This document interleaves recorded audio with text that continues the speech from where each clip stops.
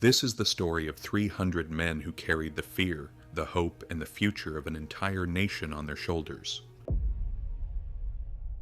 History did not happen by accident. It was shaped by decisions. And one of them changed everything. Drawn from history. When the Persian army reached Greek lands, the war was already lost. This was not a prediction, it was an undeniable reality. The Persian Empire was the greatest military force the world had ever seen. No one stood a chance against it, and now its target was Greece. Years earlier, the Greek city-states had rebelled against Persia, shaking the authority of the empire. When King Xerxes inherited the throne from his father Darius, he had only one goal: to destroy Greece, not for conquest, but to send a message. The Persians do not forget disrespect. The Greek cities were aware of the threat, but there was a problem. They could not unite. Athens trusted the sea. Corinth trusted trade. Thebes hesitated. Sparta alone argued that unity was necessary. Sparta was a warrior society, ruled by strict laws. According to Spartan law, the entire army could not march to war at that time. Even as the Persians stood at the gates, Sparta hesitated, so the council gathered. The question was simple: would they break their laws or lose Greece? The answer was a solution unique to Sparta. The full army would not be sent. A force of 300 men would go. Sparta's king was Leonidas, but being a king in Sparta was unlike anywhere else.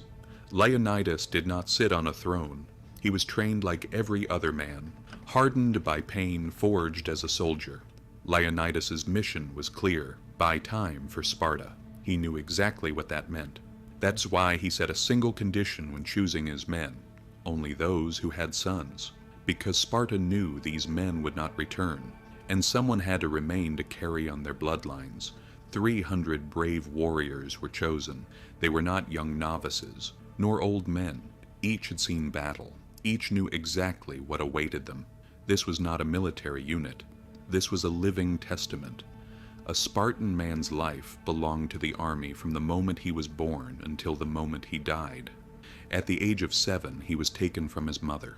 He was raised hungry, trained in the cold. He was never allowed to cry, because fear and weakness had no place in Sparta. Spartans grew up learning this: no retreat, no surrender, no kneeling. A Spartan either won or died. When Leonidas and his 300 set out, Greece was still silent. Some cities had sided with the Persians, some waited, others were being destroyed. But Leonidas kept marching. Their destination was the Pass of Thermopylae, a narrow corridor trapped between mountain and sea. Leonidas chose it because it neutralized Persia's greatest advantage: numbers. Sparta's call echoed along the road. From Thespiae, from Thebes, from other Greek cities, men joined Leonidas. Yet their numbers still meant nothing compared to the Persian army. Most were not even soldiers, just men who could hold a spear. When Leonidas reached the pass, he stopped and looked back one last time. This was the final point of return, but no one turned back. Soon the Persian army appeared. The horizon darkened. The ground trembled. Xerxes' army advanced in all its splendor. If this pass fell, Greece would fall. But as long as it held, there would be hope, time would be gained, and sometimes all it takes to change the course of history is time. When the Persian army arrived at Thermopylae, it did not attack immediately. Xerxes observed carefully, studying the force before him. At the foot of the mountain, in the narrow pass, stood a few thousand men. At the front, Sparta's 300. Was this it? Was this all of Greece's hope? Xerxes did not begin the battle, because to him this was not a war, it was a ceremony of surrender. He sent an envoy. The message was short: lay down your arms. This was not a threat, it was an offer. Those who surrendered would live. Leonidas listened, then replied with a single sentence: come and take them. Those words were the resistance of a nation. When the envoy returned, Xerxes laughed. He could not decide whether the Spartans were brave or foolish. As his first move, he sent the Medes. They were experienced and ruthless. But Thermopylae was not a place where they could fight as they were used to. In the narrow pass, numbers meant nothing. The Spartans locked their shields. Spears thrust forward. The Persians attacked and stopped. The Spartans stood like a wall. They did not retreat. They did not panic. They did not flee. When one spear broke, another replaced it. When one man fell, the one behind stepped forward. These men were not fighting. They were a living barrier.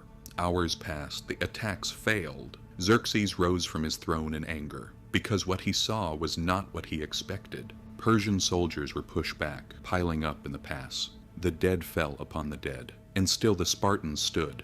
Xerxes sent his elite force, the Immortals, the pride of the empire. 10,000 elite warriors, but even they could not break the line.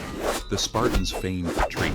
The Persians thought they advanced. Then suddenly, the Spartans turned and struck. It was a trap, and every time the Persians fell into it. As the battle dragged on, one truth became clear. The Persian army was slowly dying. The Spartans did not step back. Xerxes sensed the danger, because this was not just about losses. It was about the collapse of the empire's image of invincibility. The Persian soldiers did not understand. Why did these men not retreat? How did they refuse to surrender against such overwhelming force? Because for Spartans, a life without honor was worse than death, and retreat was dishonor. Leonidas and his men were not afraid, because they had no future to fear. They had accepted their deaths the moment they set out. The battle lasted for days. The Persians attacked every day, but they could not break this wall of flesh. Thermopylae still stood, but it could not last forever, and an unexpected betrayal was near. One morning a Greek entered the Persian camp. His name was Ephialtes. He knew of a hidden path that led behind the pass. Xerxes listened, studied the map, and for the first time in days he smiled, because now he did not need to break the defense. He only needed to go around it.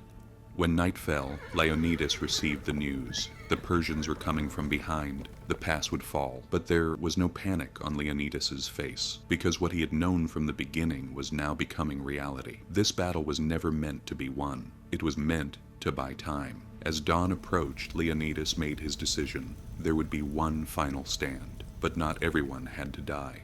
Leonidas gathered the allies, the Thespians, the Tegeans, the Corinthians. He told them what was coming. Part of the Persian army was approaching from behind. They still had a chance to escape. Leonidas ordered them to leave. This was not a retreat. It was a rescue order. Many hesitated. The allied forces withdrew. Only a handful remained at Thermopylae, the Spartans, and around 700 men who chose to stay with them. No one forced them to remain, but they knew this. If the pass fell, their homes, their lands, would fall with it. As night fell, fires were lit. The Spartans were silent. Some cleaned their weapons. Some sang songs. One soldier approached Leonidas. "Will we die tomorrow?" Leonidas answered, "Tonight we dine in Hades." It was not a joke, it was acceptance. When the sun rose, the Spartans formed ranks. They advanced out of the pass. The Persians were stunned. The Spartans were marching toward death. The battle began. Leonidas stood at the front. Shields crashed. Spears shattered. Swords were drawn. The Spartans were no longer defending. Now they were attacking. Leonidas and his men pushed forward, breaking through the lines. They fought with joy until the very end, advancing without fear. The Persians could not comprehend it. How could these men be so fearless? In the heart of the battle, Leonidas was struck. An arrow, a spear. He did not retreat. He felled several more enemies, but his wounds slowed him. He took more blows. Dozens of wounds finally brought him down. As he fell, the Spartans formed a circle around him. The Persians wanted Leonidas's body, because the body of a king was a symbol, but the Spartans would not allow it. Leonidas's body was carried back, and the battle continued. The Spartans fought to the end. Spears were gone. Swords were broken. The Persians were forced to halt. Because these men would not retreat, Xerxes watched from afar and gave the order that ended the battle. Archers! The sky darkened. Hundreds of thousands of arrows fell like rain. The Spartans raised their shields one last time. One by one, they fell, silently, with honor.